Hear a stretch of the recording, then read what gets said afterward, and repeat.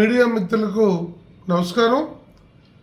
అమరావతి రాజధాని రైతులకు మరో 5 సంవత్సరాలు 10వ సంవత్సరం కౌలుని కొనసాగించే విధంగాను అమరావతిలో ఉన్నటువంటి ల్యాండ్లెస్ పేదలందరికీ 5,000 రూపాయలు చొప్పునిచ్చే ఈ పేదల పెన్షన్ని మరో 5 సంవత్సరాలు కొనసాగించేటట్లు నిన్న ముఖ్యమంత్రి గారి నేతృత్వంలో జరిగిన సిఆర్డీఏ మీటింగ్లో నిర్ణయించడము ఎంతో అభినందించదగినటువంటి విషయం.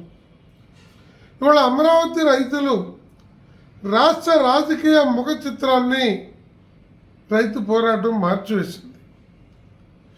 ఈ పచ్చ జెండా, ఈ పచ్చ కండువ రాష్ట్ర రాజకీయాల్లో ఒక సమూలమైనటువంటి మార్పుకి ఈ పోరాటము కీలకం.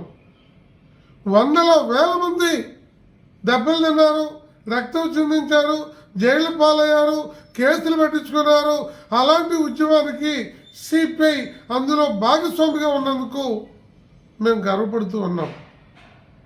ఇక్కడ కీలకమైన అంశం ఏమంటే, గత 5 సంవత్సరాల పాటు రిజిస్టర్ చేయించుకున్న ఈ రిటర్నబుల్ ప్లాట్లు ఏదైతే ఉన్నాయో ఆ రైతులు అమ్ముకునేటువంటి అనుకూలమైన వాతావరణం లేకుండా పోయింది, రేట్లు లేకుండా పోయింది.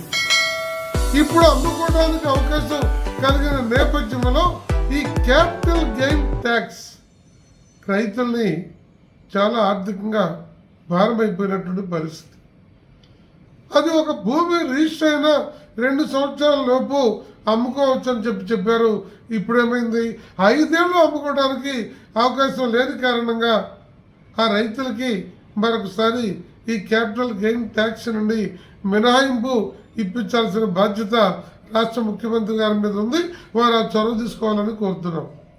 అలాగే అసైన్డ్ రైతులకి వారి సమస్యలను పరిష్కరించి దళితులైనా, మైనార్టీలైనా, ఇతర పేదలైనా 3-4 రకాల అసైన్డ్ భూములన్నిటికీ కూడా వారికి విముక్తి కలుగు చేసి ఆ భూములకు సంబంధించినటువంటి కౌలు ఇవ్వటము, వారికి కూడా పూర్తి హక్కులు కలుగు చేయటము చేయాలని కూడా ఈ సందర్భంగా ముఖ్యమంత్రి గారిని కోరుతున్నాం.